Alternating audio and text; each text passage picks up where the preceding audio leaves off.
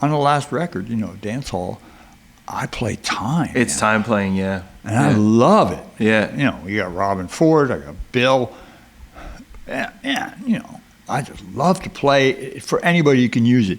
If they don't know how to use it, then I'm bored. I'll cut it loose in a minute, man. I mean, I'm just bored. It's like, okay, come on, I'm not your slave.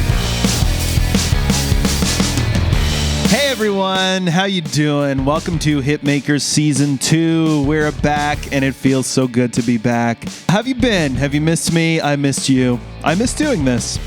It's been a while. A little update from me. I've moved from Halifax, Nova Scotia, currently living in St. John, New Brunswick, where it is a beautiful sunny day. If you don't know where either of those places are, they are both cities on the east coast of Canada. I can see the Atlantic Ocean from the window of the room where I'm recording this. So if you're new to the show, my name's Ryan. I've been playing the drums since I was a kid, and this is a podcast I started last year where I interview other drummers about what it is they do. So for this season, we're going to zoom out a little bit, and we're going to still keep talking to drummers, but we're also going to look at the ecosystem in which the drummer operates. So that means other musicians, people who work in the industry, people who've got some kind of creative hustle. We're going to talk to them about kind of what they do and how they keep it going. So to tie all that together and kick off this season, we've got a real treat for you, Mr. Jerry Granelli. If you are unfamiliar, Jerry is a jazz drummer. He lives in Halifax, Nova Scotia, Canada, originally from San Francisco, California, USA. He is in both the Library of Congress and the Rock and Roll Hall of Fame. He most recently finished touring his show, Tales of a Charlie Brown Christmas, sold out nationwide. He was the original drummer on the Charlie Brown Christmas special, so you've probably heard his music, even if you don't know it. But he's also got a solo drum record. He's did a collab with a hip-hop artist. He's played with all kinds of people that you know if you're a jazz fan. Last year, he put out a record called Dance Hall that was an R&B record. It's got Bill Frisell and Robin Ford on guitar. He does workshops in Halifax, Nova Scotia in conjunction with the Jazz Festival, which is how I know him, the Creative Music Workshop. It's a 10-day intensive program where you show up, kind of leave your bag of tricks at the door and work on making improvised music. Really crazy, mind-bending. I'll have links to that in the show notes at learndrums.ca/hitmakers. You can find him at jerrygranelli.com. All right, let's get into it. Thanks so much for being here, and enjoy.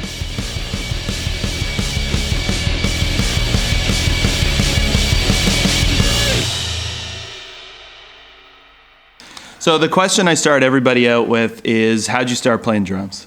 That's a great question. I mean, I started playing pots and pans. Yeah. Pots and pans, that's my earliest memory, pots and pans in my grandmother's kitchen. Yeah, and they always had to be kind of put together like a drum set. A couple of wooden spoons. I was good for a couple hours. But that's almost like there's just images. I remember that, you know. And then there was drums around. My dad always wanted, drums were his first love. Drums and boxing, and neither of them were very practical. Right. One got you killed and one didn't make you any money. So they were around, and I mean, I don't know. There was, and the music was always around. My uncle was Butcher, and he played the drums. Not very good. He wasn't very good, but he listened to really better music on one level than my dad. And being what? Duke Ellington and Johnny. He loved Johnny Hodges. Louis Jordan, some rhythm and blues. I mean, he listened to all that. My dad listened. Well, it wasn't bad music. It was just swing. It was Benny Goodman and Gene Krupa. Oh yes. Like the ultimate. He was a rock star, man. Gene Krupa was a. Yeah, that's something that I feel like we don't have. Like now, at least with YouTube, you can see it, but we don't kind of have perspective on that now. No, I mean, you got to think he was huge. Yeah, like he was like a rock star. Yeah, beyond a rock star, he's like a pop star. And the drum solo on "Sing, Sing, Sing," and he had his own big band, and And he was a groundbreaker in a lot of ways. He had multiracial bands, broke that barrier. That's interesting. And when would that have been? 40s. Yeah. You know, he had Charlie Ventura. I mean, he had all these guys in his band. Teddy Wilson Trio. Benny Goodman did that too. But, you know, smoked dope at that time, got busted, you know, was like out. So anyway, I had all that music around me, and being in this Italian family, there was always accordions and shit. And somehow it led to the drums. But I remember I played the violin first for some bizarre reason, because they had free violin lessons at the church. Oh, yeah. And was that somebody's idea, or you just wanted to play I don't music? remember. I remember going to these lessons.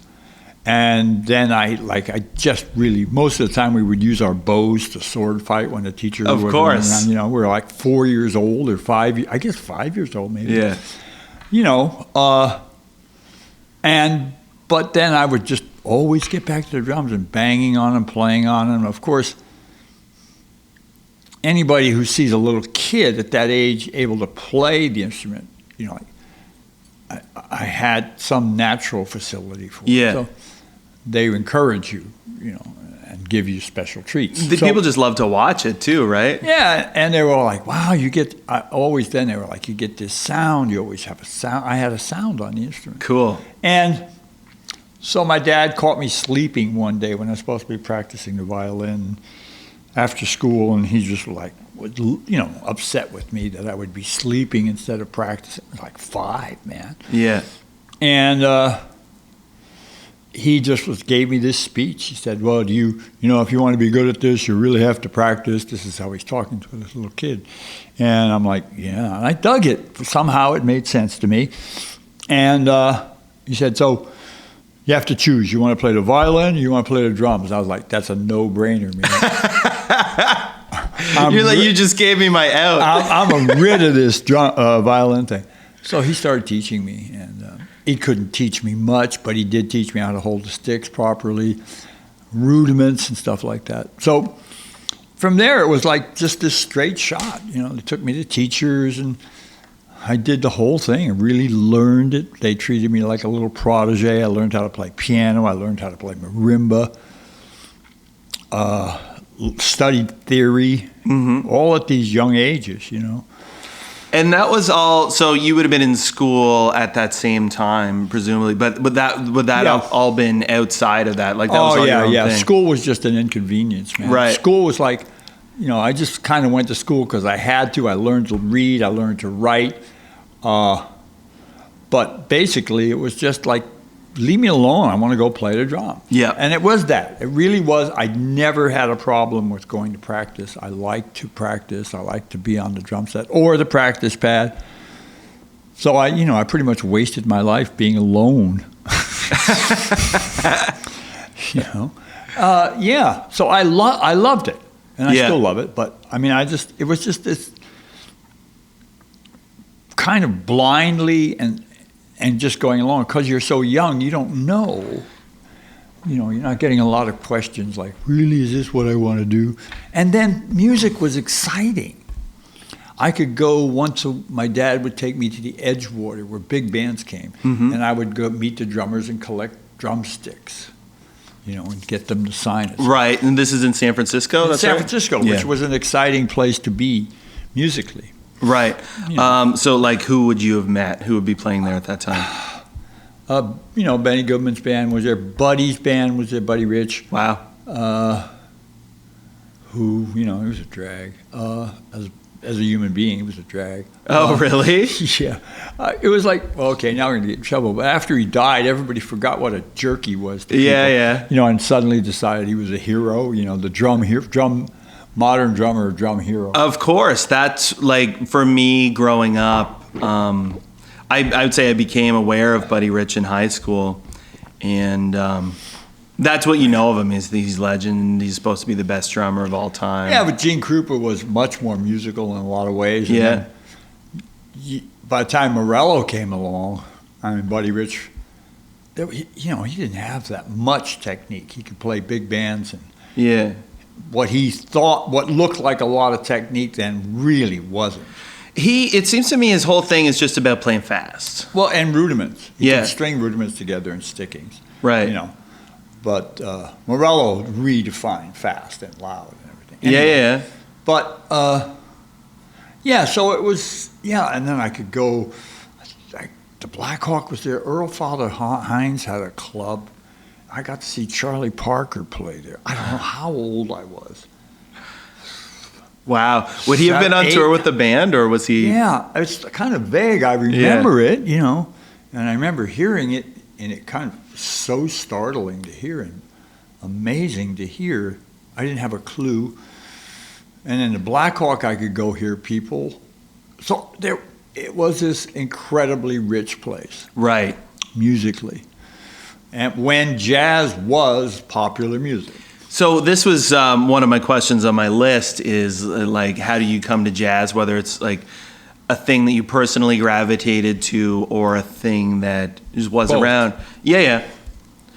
Both. I think I love to improvise. Yeah. So when I used to, after I was done practicing, they would let me on the drums. I'd have the drum set, and then I literally would imagine crowds that I was playing for. Right. And I would make these drum solos, So in my mind, I wanted to be a rock star like Gene Krupa. And then when I finally met Gene, it was really great, How did you meet him?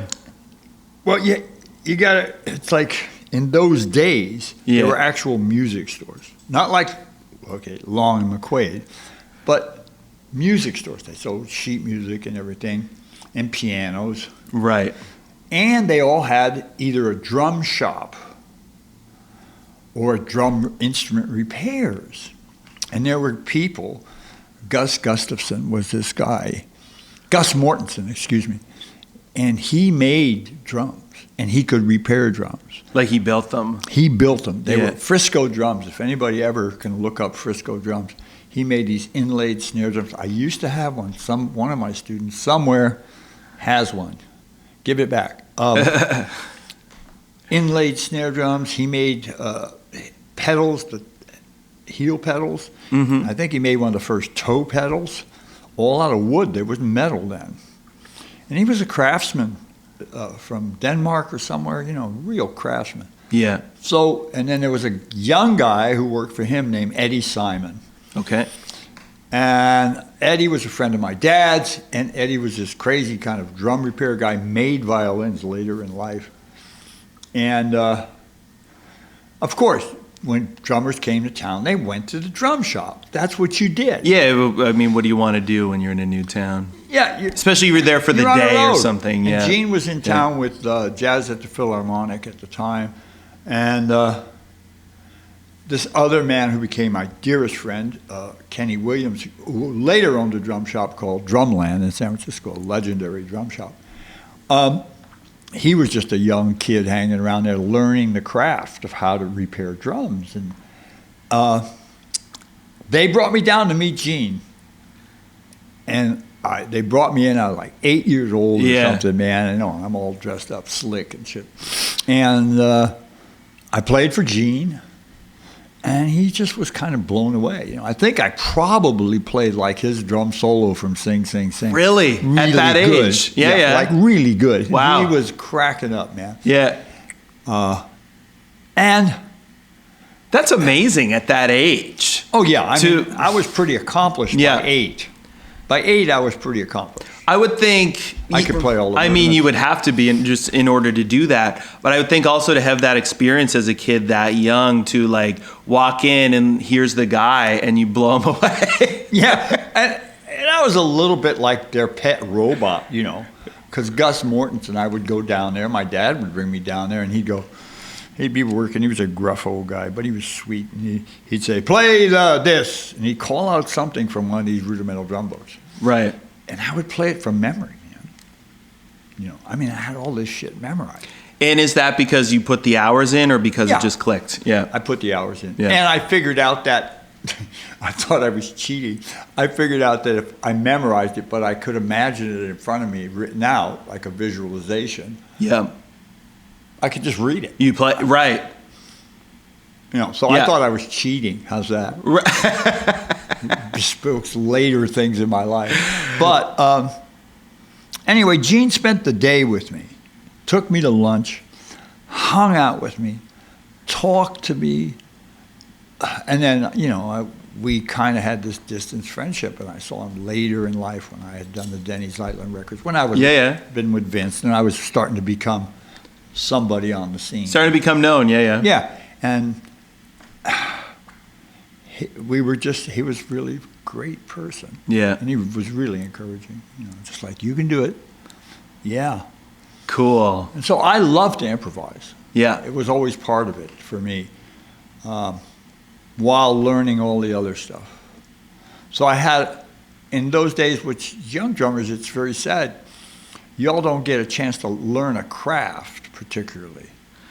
It's not like, no, not really. No, I learned my craft because I learned all that private lesson stuff. Then I played Italian weddings, then I played Polish weddings, and I played strip clubs, and I played anything. So there was always an association or an identity that was a professional musician. Yes. That I was going to make money. This is what I was going to do to support what I didn't even know what having a family was, but to support this was like no question. Yeah, that's what you're going to do in life. Yeah, people would say, you should do this, you should get a degree, you should sell cars and then play money on the side. I was like, why would I do that? Yeah. So there was always this, like, I could make $50. When I was 13, I was playing in a big band called the Rhythmeers, and we played all the Catholic high school dances every weekend. So I was 13 years old, playing with all these seniors in high school. Yeah. And they would have high school dances with the live band every big weekend? band. We played all the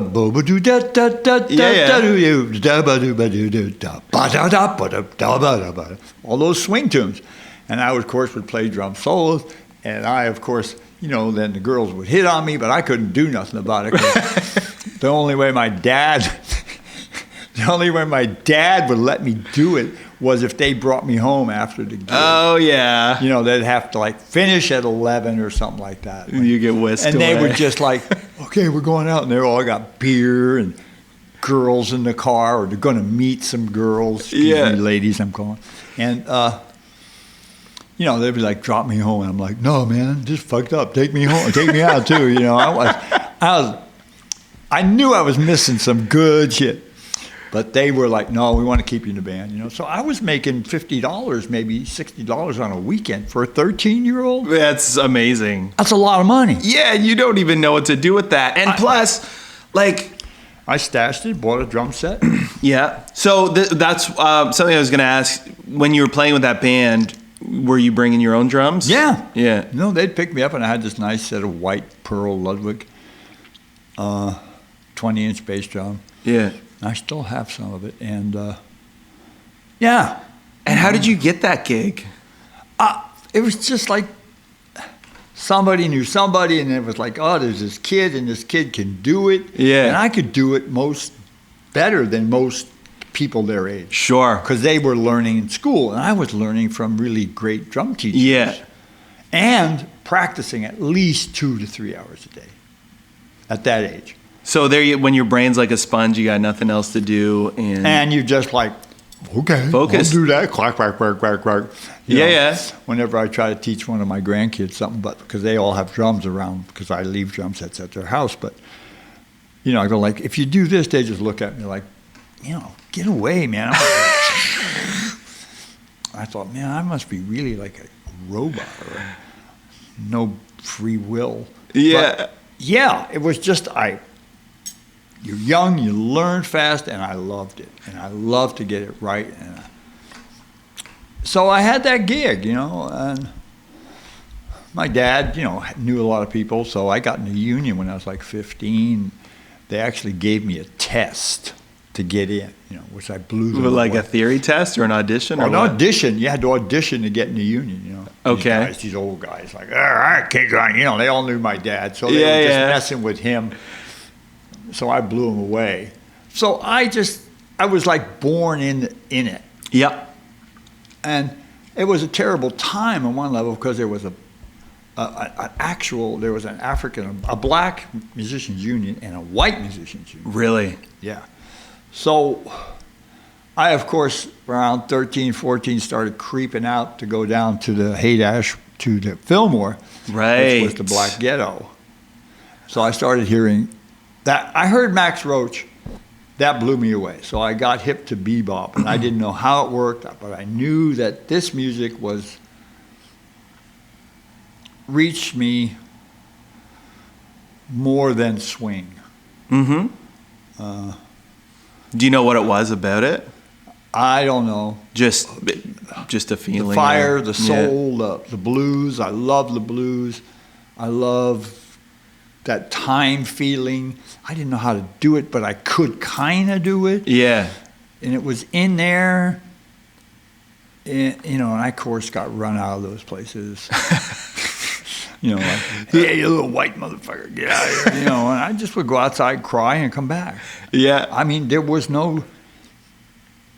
really wasn't like you're going to defeat me. I got to do this. Yeah, you just knew you had to do it. It's probably not very healthy, but I got to do this. I mean, it got you where you were. Okay, and I just would keep coming back, and I keep coming back, and I would be humiliated, and I would keep coming back, and I would listen to more records, and then people started being kind to me. People started saying, no, learn the tune. You got to learn the tune, because I heard Max Roach play a drum solo that wasn't just a drum solo, and then it ended with ba ba ba ba ba ba ba. And the band came back. Right. He played the song, man, and I was like, wow, how does he do that? That intrigued me, and the drums as a melodic, harmonic, beyond just a rhythm instrument. That was Max, and I heard that, and I heard it again in Kenny Williams. God, drummer. Oh well. And I could hear it, but I had no clue how to do it. So the only way, there was no book, there was nobody to study with. You just had to go out in the streets and be humiliated and sit in and get kicked out, sit in and get kicked out. At the time, the people who were sitting in and getting kicked out are now all became famous jazz musicians, kind of too. Right. So that was just the process. Yeah. And they would let you know right away if you were not cutting it. And it wasn't racial, although it'd be like they would tell me I couldn't play by calling me a little au-fait motherfucker. White. They would throw that in, but I never took that personally. Yeah. It was just... That's just whatever you are. That's something to pick on. That's what I'm white and okay, but I can't play.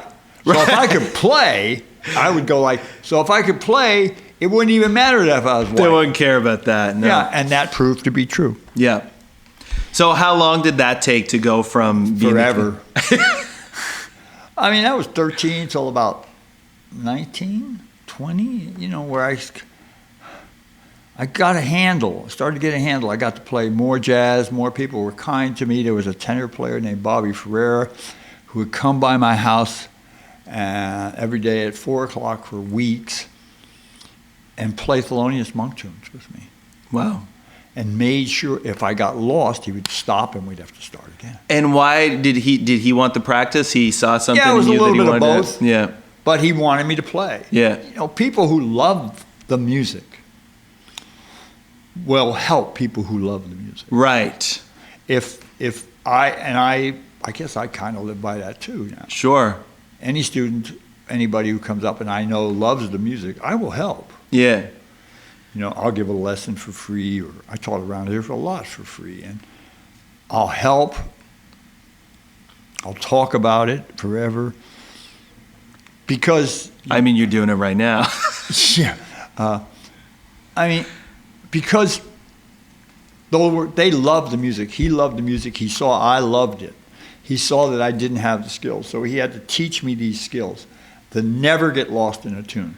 That was like, you can slow down, you can speed up, dude, but you can't be lost in the form. Yeah, no, you can't. And he would call me on it.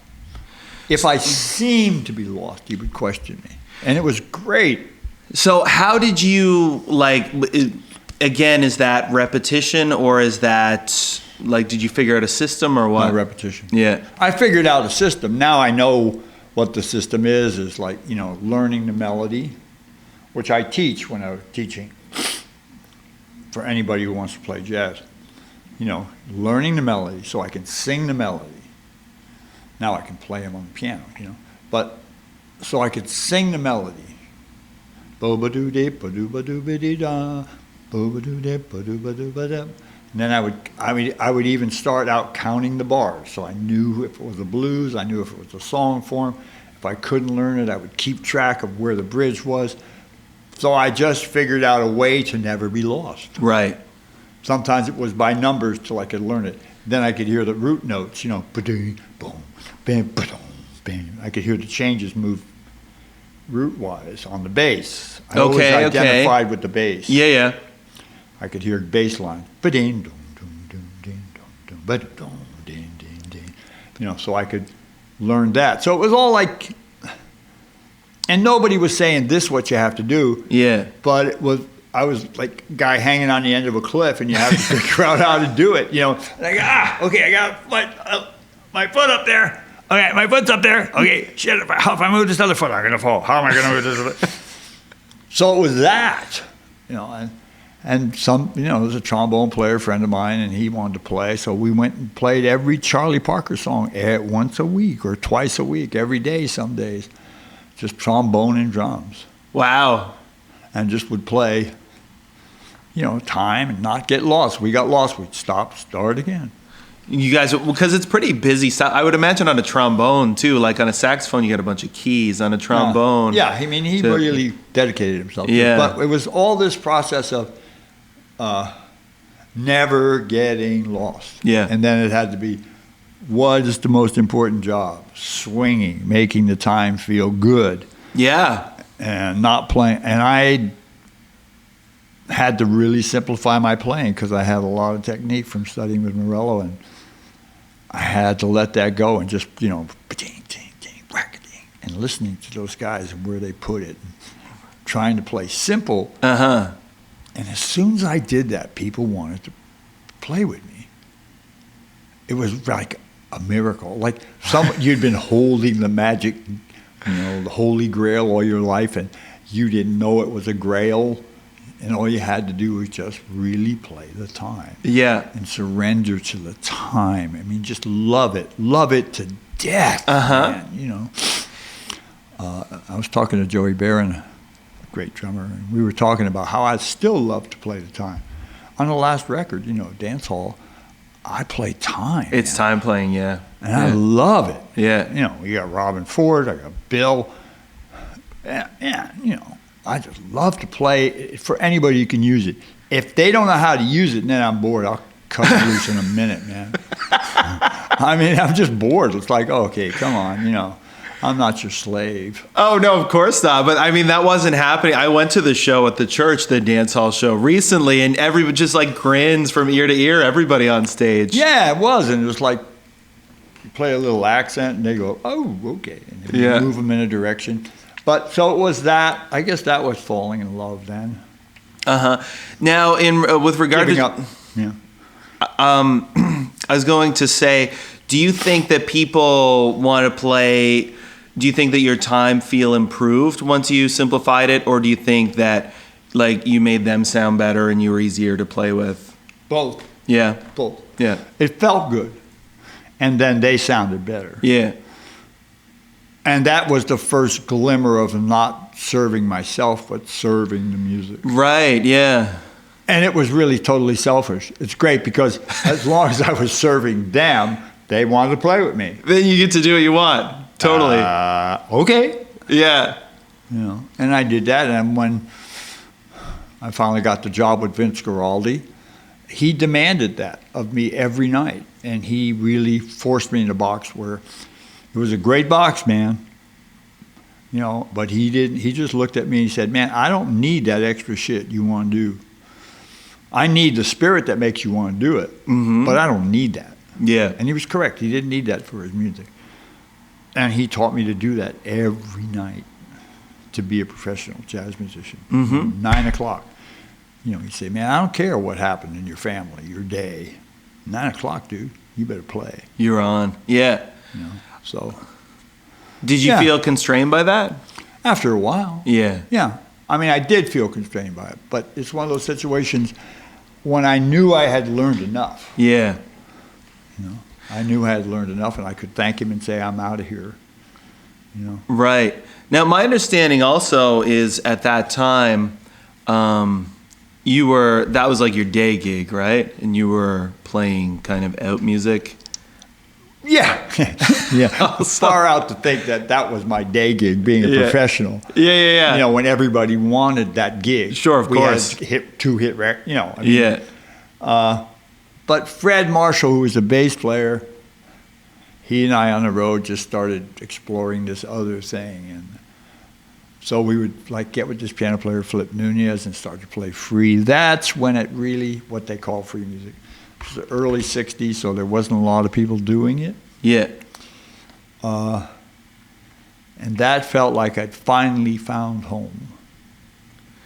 And it had that same two-edged sword. I think because I was always considered myself a professional. It was like, hey, man, there's a lot of room over here. Right. And there's not much. I mean, I could fight my way into that. I was already I was playing with great people, come to San Francisco.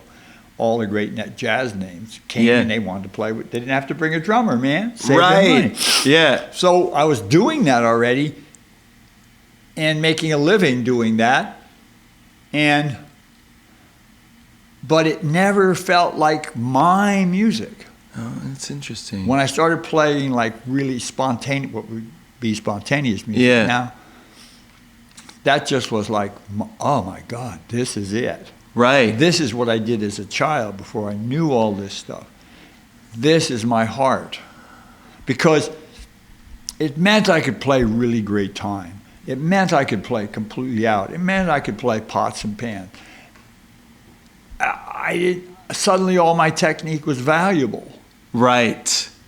It all had a place. It all had a place. That's interesting too, because one of the thing that I have run into, and I think different people have talked to have run into, is in contemporary popular music, the drums are mainly a supporting instrument, and that's when you can get bored with the job. That certainly is when I've run into that, and different people I've talked to, and I think it's not so much boredom with the instrument, but boredom with what they got to do to play it. And I do think there can be freedom in it.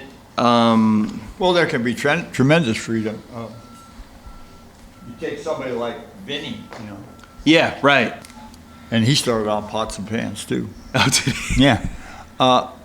Or these great drummers, but they're in great bands, man. Uh-huh. I mean, you're playing with Frank Zappa, or you're playing with Sting, or the drummer with Neil Peart, and Rush. I mean, Yeah. Rush. He didn't bored, man. Maybe he did after a while, but I heard somebody actually say, and it was toward the end of their career, I think he was the one that ended that band recently. He did. But they had gone to see Rush, and they described watching him play as it's like, imagine this guy who's worked at a cardboard box factory for 40 years and he knows how to work the machine better than anybody else, but he's just kind of done. Yeah, he was done. And that music wasn't going to go anywhere further to challenge him on. No, I don't think so. So I think it's it's a matter of who you're playing with. Sure. And what the thing is. And how you're spending your time too, I think, really, because even if you've got a pop gig or whatever to pay the bills, I that's not your whole don't life. consider that a problem. Yeah. I mean, I don't. Frank Foster, great saxophone player with Count Basie and everything, said, man, there's only two kinds of music: good music and bad music. Yeah. He said, I don't like bad music. I don't play bad music.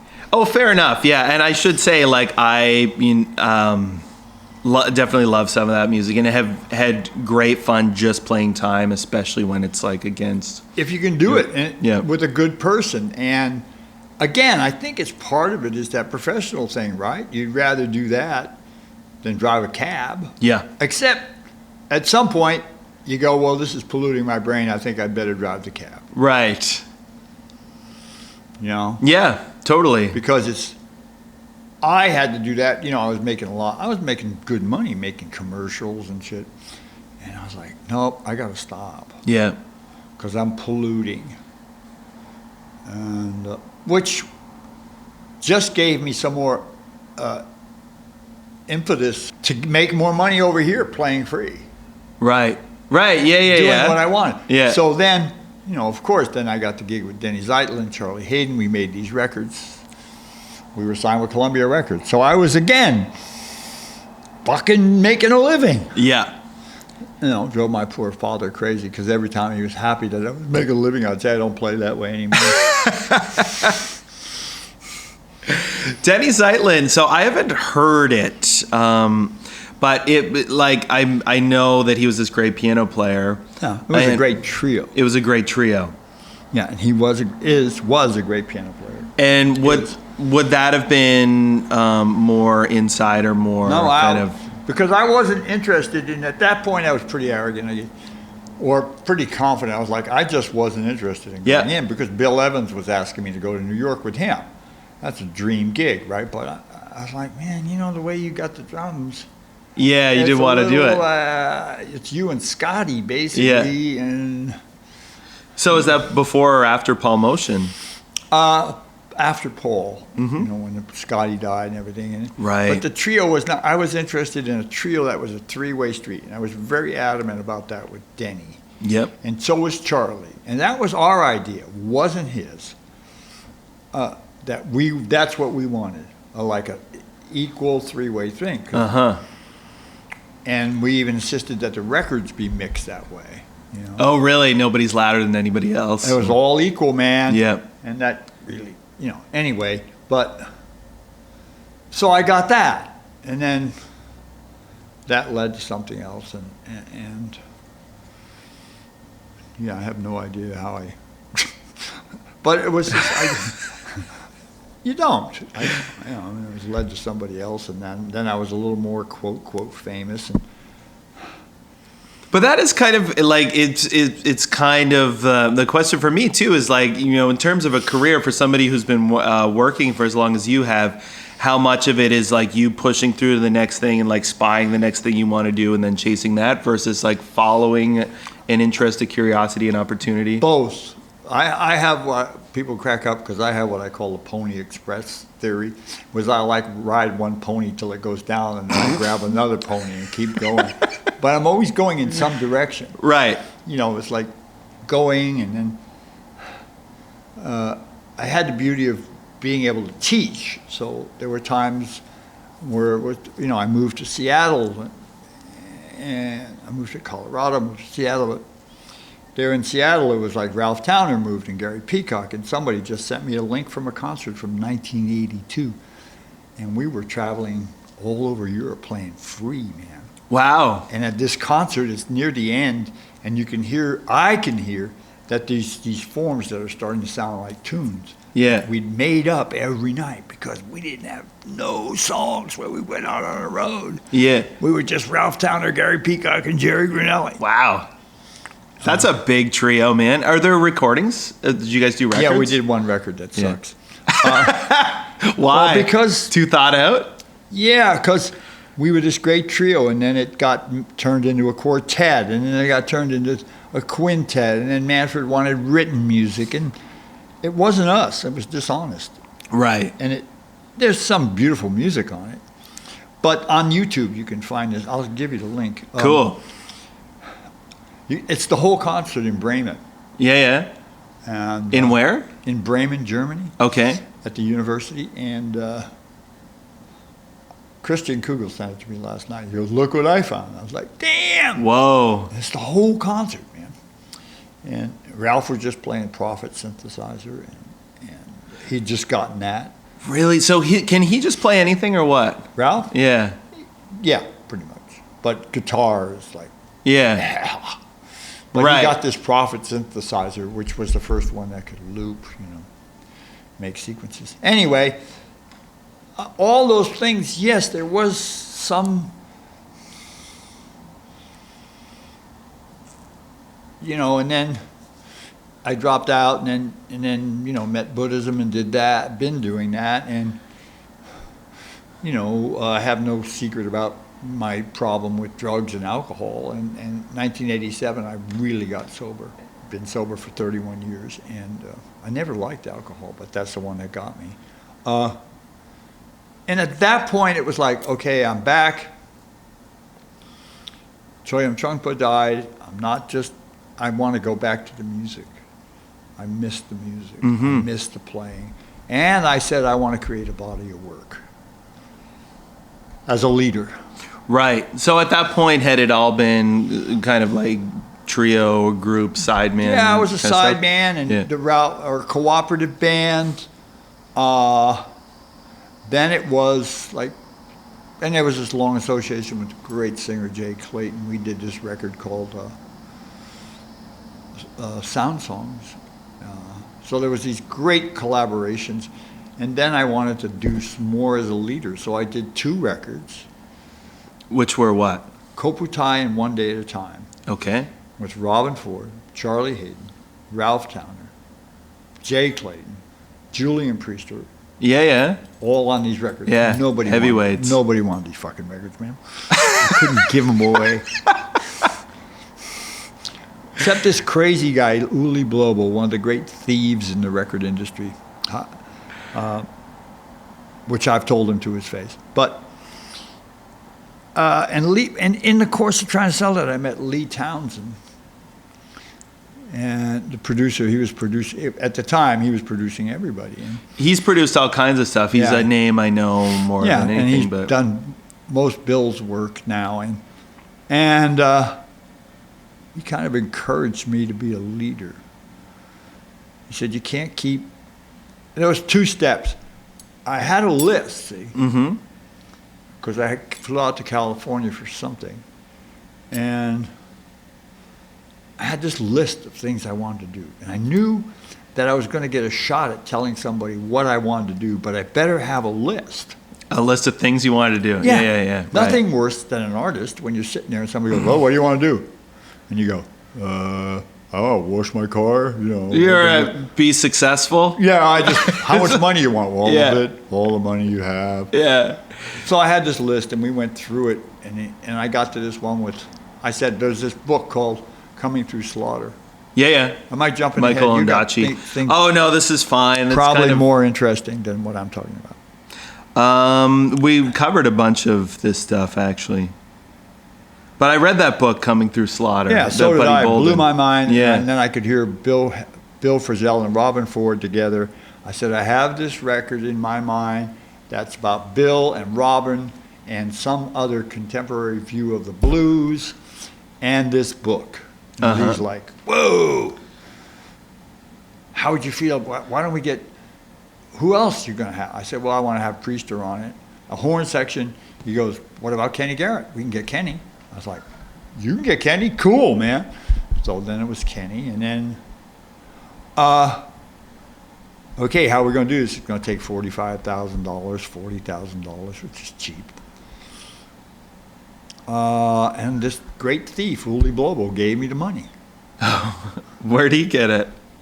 A lot of laundered money, let's just say.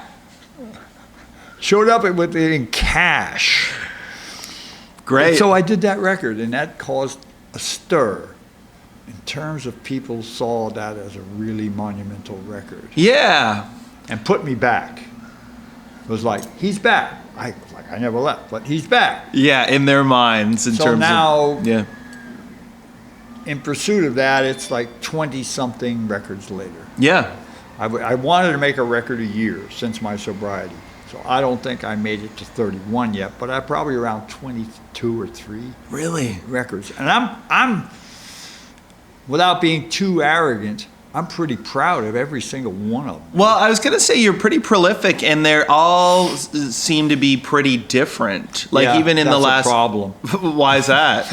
Because record companies want you to make the same one. Yeah. So they know how to sell it. Yeah. Yeah. I mean, Colin McKenzie, Colin, who manages me, he's like, you don't understand. The problem is you keep making different shit. I'm like, really? Oh, I thought that was the point. That's the classic thing, right? For an artist, that's what you want to do. He goes, that's the point if you don't want a record company. Yeah. So we kind of have to stop for now, but okay. You got anything else you want to talk about? Well, I can skip right to the very end I had a couple of questions. We can kind of rapid fire these things. You talk about discipline a lot. Is that something that's always been a part of what you do, or is that something that you came to? I think it was instilled in me and also a natural thing. Uh-huh. But it was fueled pretty much because I loved what I was doing.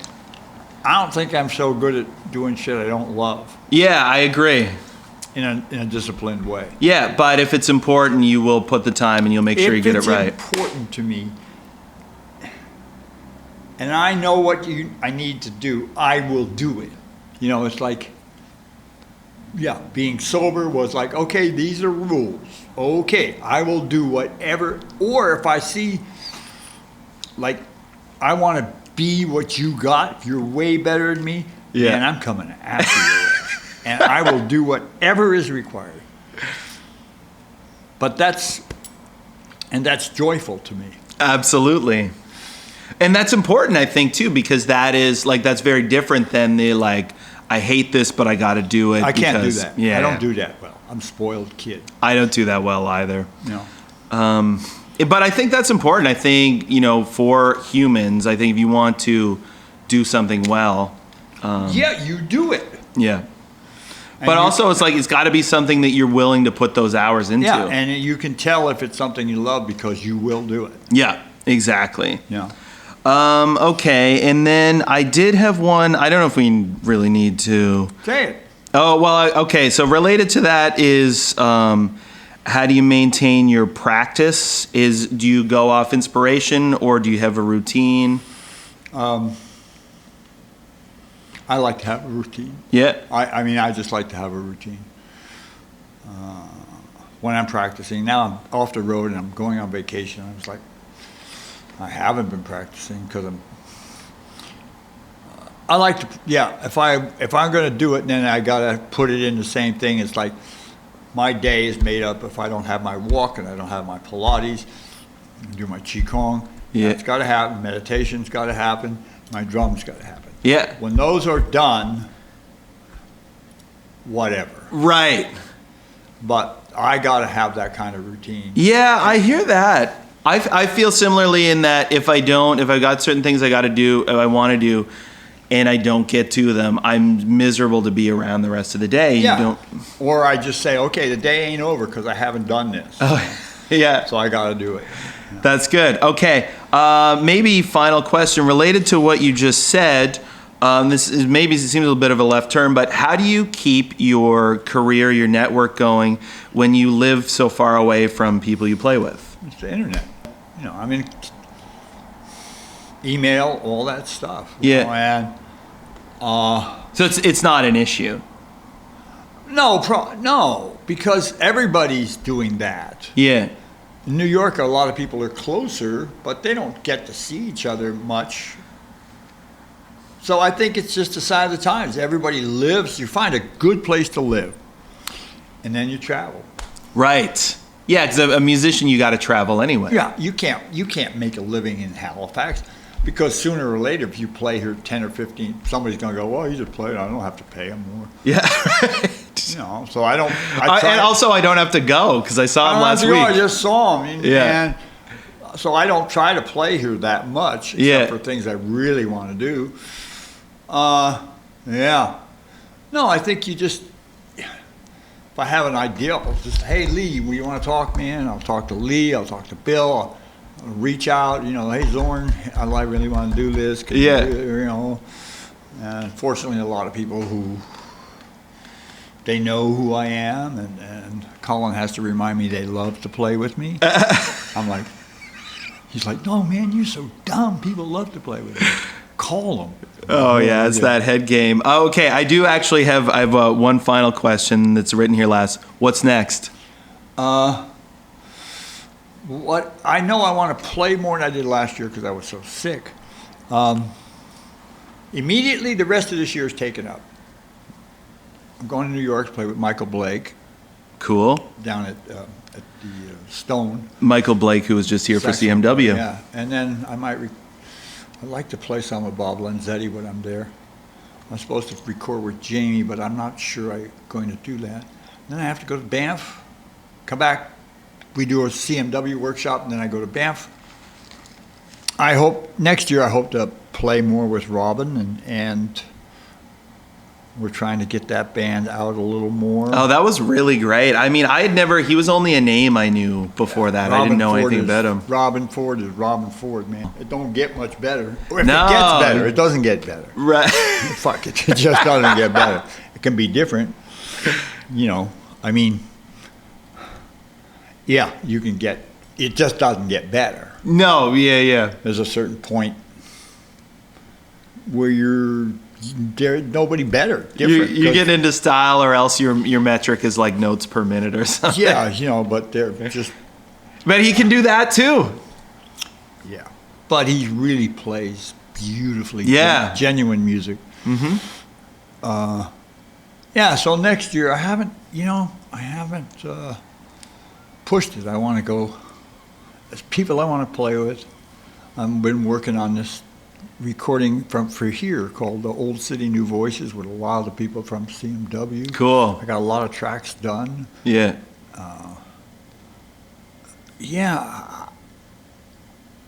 I just, being so ill, not being able to play, I really want to play, and I need to play. Yeah, got you fired up?